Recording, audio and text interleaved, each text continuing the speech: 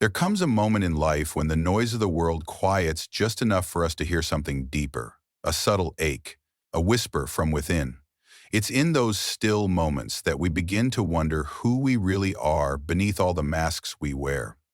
The search for self-understanding doesn't begin with answers, but with questions that stir the soul. Carl Jung believed that knowing oneself wasn't a luxury but a necessity, because when we remain strangers to ourselves, we project our pain onto others. This journey inward may not be easy, but it is the most meaningful path we will ever walk. According to Jung, the path to self-acknowledge begins by acknowledging that we are not fully conscious of who we are. We often live as if on autopilot, acting out behaviors and emotional patterns without understanding where they originate. For example, someone who continually sabotages relationships might not realize they are reenacting early childhood wounds, perhaps from a parent who was emotionally unavailable or unpredictable. Jung would say that these unconscious patterns are fragments of the psyche we've disowned, stored in what he called the shadow. These aspects do not disappear simply because we ignore them. They gain power, subtly influencing how we think, feel, and respond. Knowing yourself better requires the courage to turn inward, observe these shadows, and invite them into conscious awareness. This doesn't mean we define ourselves solely by our wounds, but rather that we begin to understand them as meaningful parts of a larger psychological landscape. Jung saw the psyche as a dynamic system, always striving toward wholeness. To know yourself, then, is not to achieve perfection or happiness in every moment, but to become increasingly aware of your inner world. Think about times when you overreact to minor events, like an innocent comment that feels like a deep insult. These emotional triggers are clues from the unconscious, asking to be understood. In those moments, instead of blaming the other, you might pause and ask, "What old pain has this moment awakened in me?" Jung's idea of the persona is also crucial here, the mask we wear to meet social expectations. Most of us are trained from childhood to behave in certain acceptable ways, slowly shaping a version of ourselves that feels safe and approved by others. But underneath the persona often lies a quieter self, full of neglected desires, feelings, and intuitions. Many people reach midlife and feel a strange emptiness, even after achieving what society calls success. This is not failure, it's the psyche calling us home. To know yourself better is to ask, whose life am I living? And what parts of me have I abandoned in order to belong? This kind of self-exploration is not meant to be done all at once. Jung suggested that the process of individuation, becoming the unique whole person you are meant to be, is a lifelong unfolding. It happens in layers, like peeling back the petals of a rose, each revealing something deeper and more authentic. There will be resistance, there will be confusion, and yet with each insight comes a greater sense of freedom, clarity, and self-respect. One day you'll look back and realize that every inner struggle was a step toward reclaiming yourself. If you've ever paused to question why you feel disconnected, lost, or unsure of who you are, know that this is not a sign of weakness, it's an invitation. Jung would tell you that the discomfort you feel is not the end, but the beginning of something sacred, a journey to recover what you've forgotten, a path to listen more deeply to the voice beneath the noise. Comment "ready to heal" if this spoke to you, because the first step to knowing yourself is simply daring to look within. The more we look within, the more we discover how layered and paradoxical we truly are. Jung believed that the human psyche is not a simple structure, but a complex interplay of conscious and unconscious forces, some known, many hidden. At times, we may feel pulled in different directions, as if several versions of ourselves are vying for control. You might feel confident and capable one day, only to be overtaken by doubt the next. These fluctuations are not flaws, they are reflections of inner dynamics that have yet to be integrated. To know yourself better, you must become a witness to these internal shifts, asking not "what is wrong with me," but "which part of me is speaking right now?"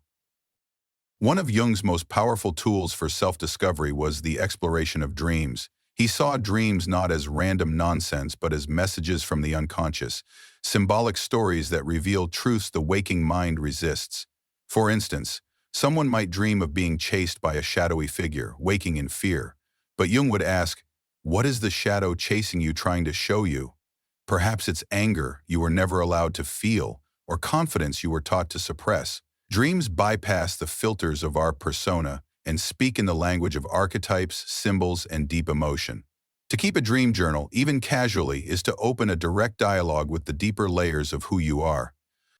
As we begin to interpret these inner signals, our triggers, dreams, intuitions, we start to recognize the presence of archetypes shaping our experiences. Jung described these as universal patterns or energies embedded in the collective unconscious. The anima and animus, for example, represent the feminine and masculine qualities within us all, regardless of gender. If you've ever felt inexplicably drawn to someone, almost as if they awaken something sleeping in you, it could be the projection of your anima or animus. These encounters are not merely romantic, they're symbolic. They reveal what your inner self is yearning to develop. Recognizing archetypes helps you understand why certain experiences carry a sense of deep meaning, as if echoing something timeless and beyond explanation. But self-acknowledge is not just about insight, it also requires compassion. Many people, upon uncovering aspects of themselves they don't like, feel shame or guilt. They recoil from the shadow, afraid it says something awful about who they are. But Jung taught that the shadow is not evil, it is simply unlived life. Anger, jealousy, pride, sadness, all have their rightful place in the human heart when integrated consciously. Suppressing these emotions doesn't make us better, it makes us less whole. The goal is not to become perfect, but to become complete. And that begins by accepting every part of ourselves with honesty and tenderness. This honest self-reflection is a deeply personal act, but it's also profoundly universal. So many people walk around wearing masks of joy while quietly battling despair or confusion. If you've ever felt alone in your inner struggles, remember, everyone is carrying a story you cannot see. Jung believed that as we begin to know ourselves better, we naturally begin to feel more connected to others. We stop projecting blame and start understanding. We move from judgment to empathy. The inner work we do ripples outward, shaping not only our own lives, but the emotional climate of every relationship we touch. Let this be a quiet encouragement. You are not broken, you are unfolding. Everything you feel, everything you fear, and everything you long for is part of the journey toward deeper wholeness. If this resonates, take a deep breath and whisper gently to yourself, I am ready to meet myself. Let us know in the comments what this brought up for you. Your reflections may light the path for someone else too. As we peel back the layers of who we think we are, we begin to notice how much of our identity has been shaped by external forces. Expectations from family, culture, religion, and society mold our behaviors and beliefs from a very young age. Jung referred to this adaptive self as the persona, which serves a purpose. It helps us function in the world. But problems arise when we mistake the persona for our true self. Imagine someone who has always been labeled the responsible one. Over time, they may become so invested in this image that they suppress their own needs, desires, or moments of weakness. When this role begins to feel like a prison rather than a purpose, the psyche starts sending signals: exhaustion, resentment, anxiety. These are not flaws to fix, but invitations to explore what lies beneath the mask. Knowing yourself better means having the courage to ask, what parts of me have I silenced in order to be accepted? It's a confronting question, especially when you begin to realize that some of your most positive traits, like being overly agreeable, self-sacrificing, or high-achieving, may actually be defenses rooted in fear. Fear of being rejected, abandoned, or unseen. Jung encouraged us not to pathologize these tendencies, but to become curious about their origin. When we dig deep, we often find that these patterns were formed in childhood when being good meant being safe. The process of self-discovery, then, is not about blame. It's about reclaiming the self that had to hide in order to survive. In this reclaiming process, we often encounter strong resistance from within. The unconscious doesn't easily give up its secrets, and the ego, the part of us that wants control, often resists change. This is why growth can feel so uncomfortable. You might begin therapy, journaling, or introspective practices and suddenly feel emotionally raw or even disoriented. Jung described this inner tension as the confrontation with the unconscious. It's like entering a dark room. You can't yet see what's there, but you know something is waiting. If you find yourself overwhelmed, that's normal. The psyche is reorganizing itself. The key is not to rush the process, but to stay with it gently, allowing each insight to arise in its own time. One powerful way to deepen this process is through what Jung called active imagination, a method of engaging in a conscious dialogue with the unconscious mind. You might start by sitting quietly with a troubling emotion or recurring dream image and simply asking it, "Why are you here? What do you need me to see?" Then, allow your imagination to respond freely through words, images, or even inner conversations. This may sound strange at first, but the goal is not to create fantasy, it's to bridge the gap between the conscious and unconscious selves. Over time, this practice cultivates a deep inner listening. You begin to realize that parts of you've ignored, like the angry child, the anxious protector, the grieving dreamer, have wisdom to offer. The more we listen inwardly, the more we come into contact with what Jung called the self, the archetype of wholeness and the guiding force of individuation. The self is not the ego's inflated idea of who we are, nor is it some spiritual ideal we must strive for. It is the deepest, truest expression of our being, one that honors both the light and the shadow. When we align with the self, we stop trying to be someone else and start becoming who we already are. This alignment doesn't happen in a moment of revelation. It's woven slowly through honesty, compassion, and quiet bravery. And even in moments of doubt, something within us remembers, I am not lost. I am becoming. If you felt torn between who you're supposed to be and who you really are, you're not alone. That inner conflict is a sign that your soul is awakening. It's the beginning of a return, not to someone new, but to someone you've always been, beneath the noise. Comment, I'm coming home to myself, if you feel this unfolding in your own life. Because the journey of knowing yourself is not about fixing what's broken, it's about remembering what's whole. There comes a time in our journey when we no longer seek answers from the outside world, because we begin to realize the most important questions live within us. Jung believed that one of the greatest blocks to self-acknowledge is our tendency to project our inner world onto others. It happens so subtly we hardly notice it. We meet someone and instantly admire or dislike them, not realizing we're often seeing parts of ourselves reflected back. A person's boldness may intimidate us because we've buried our own voice. Another's vulnerability might draw us in because we long to be seen without our armor. The more we become aware of these projections, the more we can withdraw them and reintegrate the qualities we've disowned. In this way, relationships stop being battlegrounds and start becoming mirrors. Learning to see our projections for what they are takes humility. It's easy to point fingers at the world when we feel misunderstood, but much harder to ask, what does this situation reveal about me? Take, for example, the friend who frustrates you with their indecisiveness. Rather than labeling them as weak, Jung would invite you to explore where you may fear your own uncertainty, or avoid vulnerability, or consider the partner who seems emotionally distant. What part of your own emotional expression have you silenced over the years? Self-acknowledge deepens when we stop using others to validate or villainize our experience and begin to take ownership of our emotional landscape.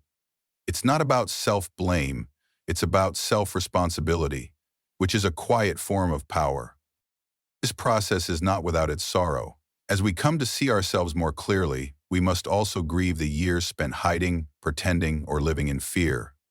Jung understood that healing involves loss, not just of illusions, but of the identities we once clung to for survival. There's grief in realizing you've been performing strength when you were actually craving support. There's grief in seeing how many times you've betrayed your own truth just to keep the peace. And yet, this mourning is sacred. It clears the space for something more authentic to emerge. The more we honor what we've lost, the more we can consciously choose what we now wish to become. Sometimes the desire to know ourselves better is sparked by pain, a breakup, a burnout, a breakdown. These moments strip away the distractions and plunge us into unfamiliar silence.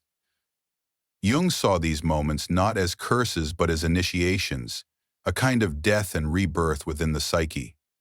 When the old life falls apart, it creates the conditions for something deeper to be born.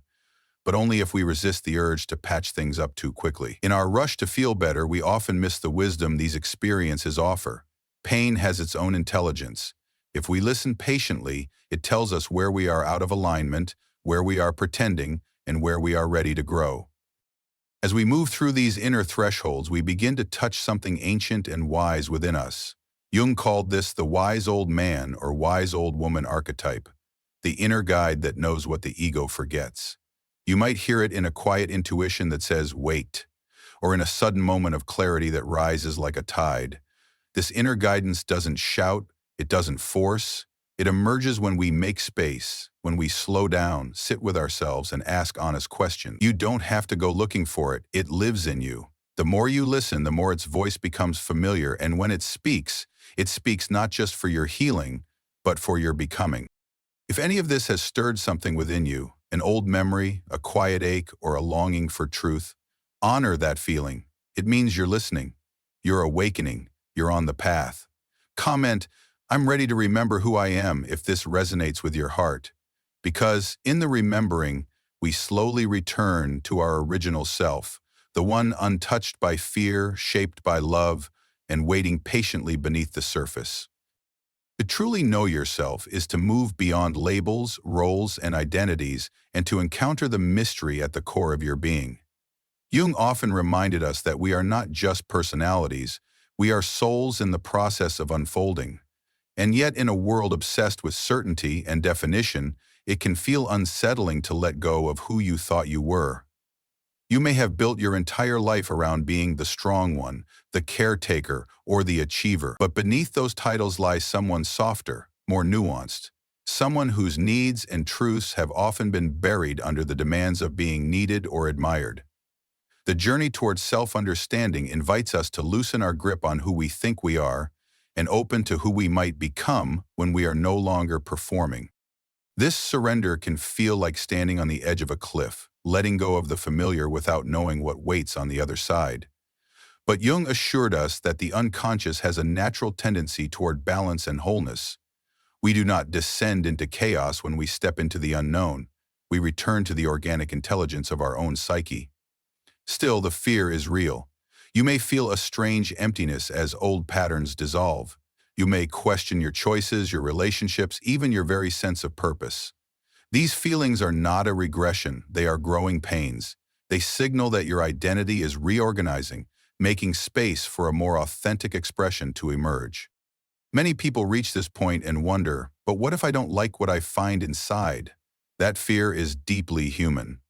Jung often said that the most terrifying thing is to accept oneself completely, but he also believed that within each of us lives a core of profound goodness, strength, and creativity, hidden only by the wounds we carry. Think of a person who has always avoided conflict, believing they are simply nice. When they begin their inner work, they might discover repressed anger or boundaries that were never honored. At first, this discovery may feel like failure, but with compassion, it becomes a doorway. That anger is not destructive, it's protective, it holds truth, and when integrated, it allows the person to become more whole, more real, and more alive. One of the most overlooked aspects of knowing ourselves is understanding our emotional reactions. Jung taught that our triggers, the moments we feel sudden anger, hurt, or shame, are sacred opportunities. They are the psyche's way of drawing our attention to unhealed parts. Maybe you feel rejected when someone cancels plans with you. On the surface, it's a minor thing, but underneath, perhaps it echoes a deeper wound. Times when you were forgotten, overlooked, or made to feel unimportant. By holding space for these feelings rather than dismissing or overanalyzing them, you begin to listen to the language of the soul. You develop emotional fluency. You begin to respond to yourself with the care you've always needed from others. And with that care comes a profound shift. You no longer see your emotions as weaknesses but as wisdom.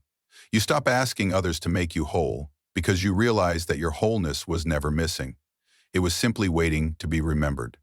Jung said that we don't become enlightened by imagining figures of light, but by making the darkness conscious. This doesn't mean wallowing in pain, it means learning to sit with yourself, to welcome what arises and to love it into integration. The more you do this, the more your life begins to reflect the inner peace and clarity you've cultivated. Your relationships change. Your voice strengthens. Your presence deepens. If you've ever felt afraid of what you might find inside, take heart. The darkness is not your enemy. It's the soil of your becoming. It holds the seeds of your strength, your truth, your sacred essence.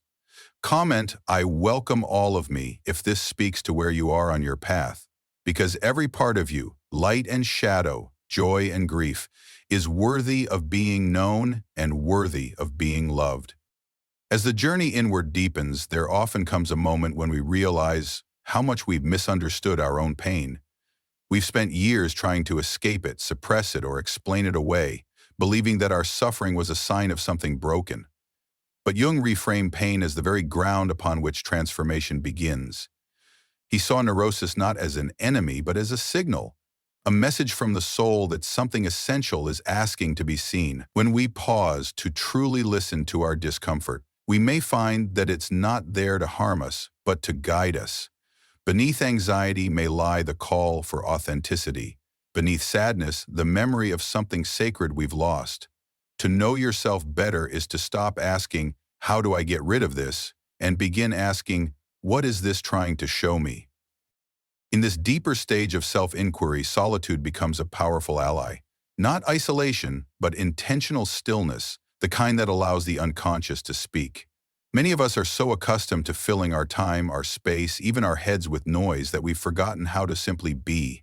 Yet in those moments of quiet, when you sit without distraction, when you go for a walk without music, when you stare at the sky and let your thoughts wander, something ancient within you begins to stir. Jung spoke often of the symbolic life, the ability to see the world not only through facts and logic, but through meaning and inner resonance.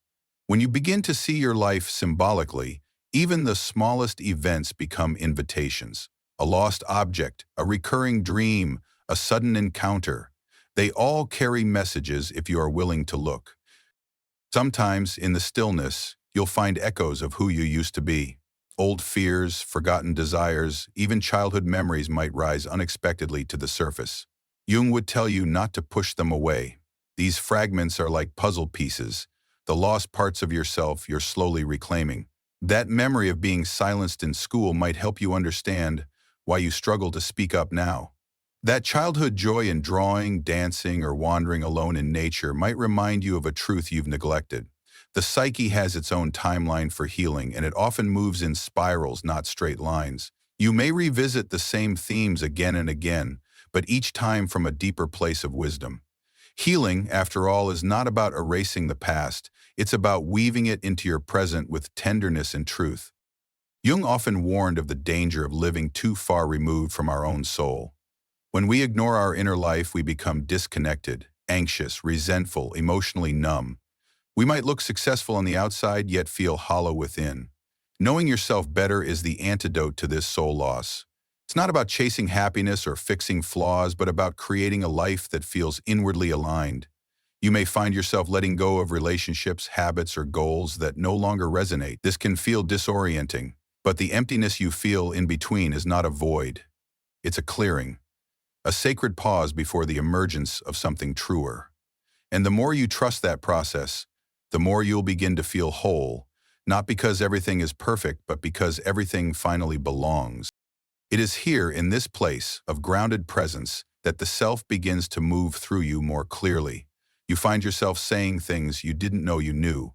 You feel compassion in moments where you once felt defensiveness.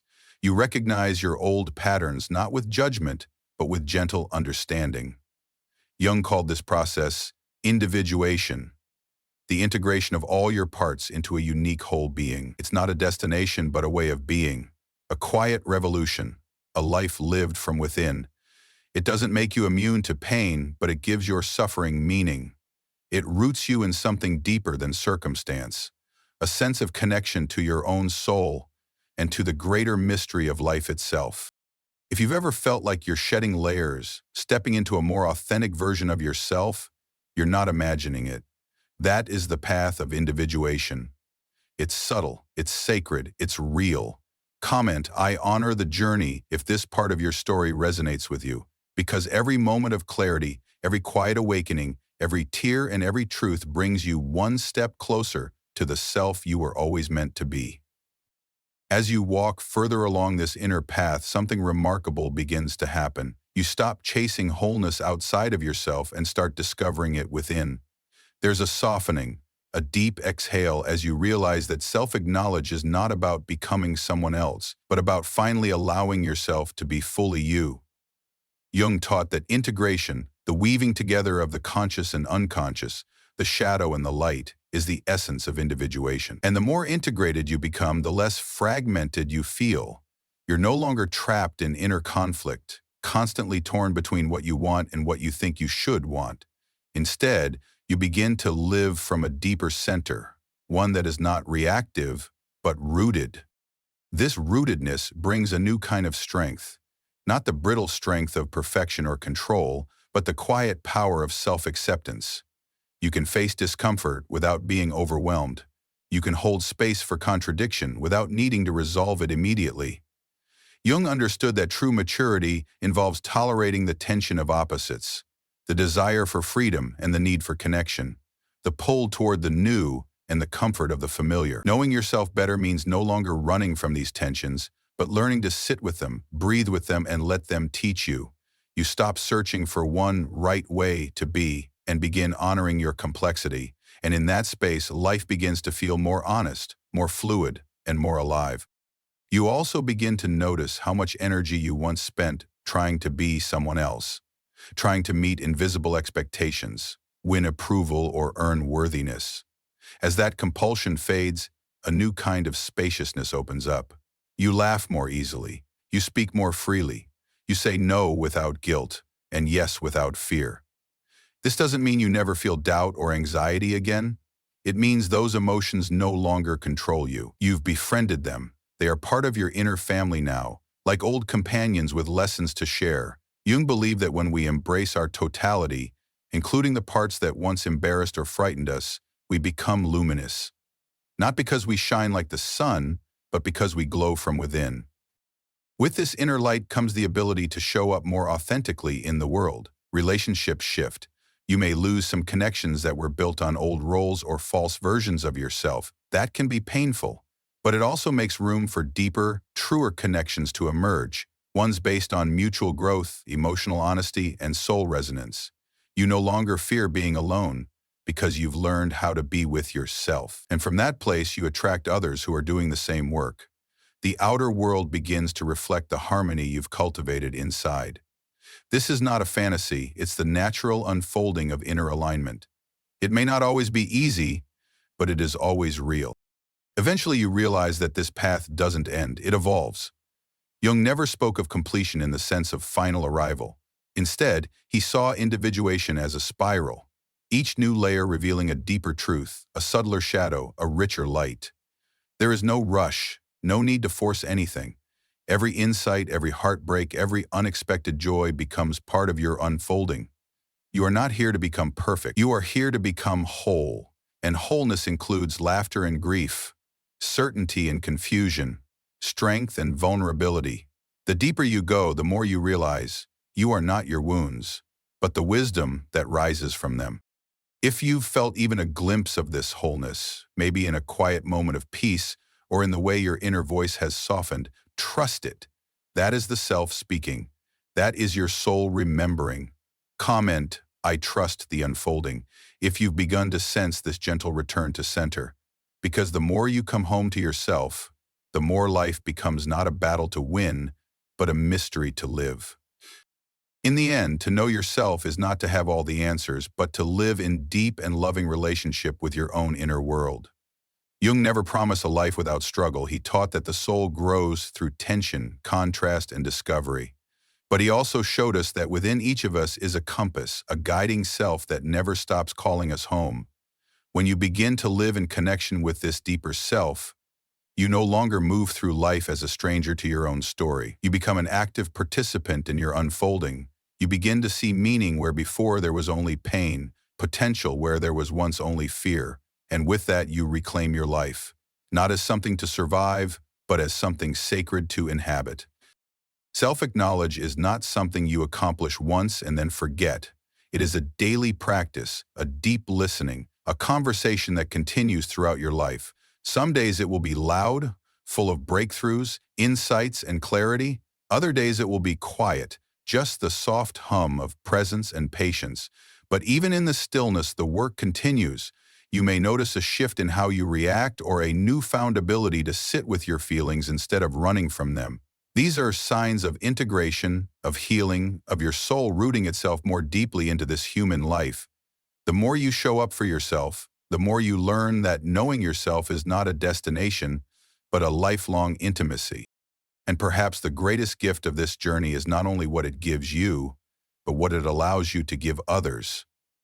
When you know yourself, your wounds, your wisdom, your needs, and your values, you create space for others to do the same. You stop needing people to be perfect. You stop projecting your fears onto them. You meet them, not with judgment, but with presence. This doesn't mean tolerating harmful behavior or staying where you aren't respected. It means holding others with the same compassionate lens through which you've begun to hold yourself. Jung believed that true healing ripples outward. The more whole we become, the more whole the world can become, one honest connection at a time. There may be moments when you forget all of this, when old patterns return or you feel lost again. That's okay. Jung reminded us that we all walk in circles sometimes. What matters is not that you never stumble, but that you return to the path with love, that you remember you've already begun, that you trust the soul's quiet rhythm, even when the world feels loud and chaotic. The self doesn't demand perfection. It asks only for presence. When you fall, fall gently. When you rise, rise slowly. And in every moment, listen for the whisper within that says, you are still becoming. So take a moment now, breathe, feel your feet on the ground, place a hand on your heart if it helps, and remember, every part of you has value. Every emotion, every memory, every choice has shaped the beautiful complexity of who you are. You are not a problem to be solved, but a mystery to be honored. The fact that you've chosen to walk this path, to ask the hard questions, to sit with discomfort, to seek truth, means that something ancient and sacred is awakening within you. Trust it, follow it, let it lead you home. If this series has spoken to something deep in you, leave a comment. I choose to know myself, not just today, but every day forward. Because the path of self-acknowledge is the path of soul remembrance, and every step you take is a step toward wholeness, freedom, and peace.